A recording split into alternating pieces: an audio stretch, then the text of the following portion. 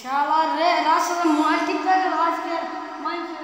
সেটা করে দিয়া শুনলা নেই এই রাস্তায় মোবাইল টিপতে গেল তো না মাইন্ড কত খারাপ হতো শালা মোবাইল ফেলাই দিল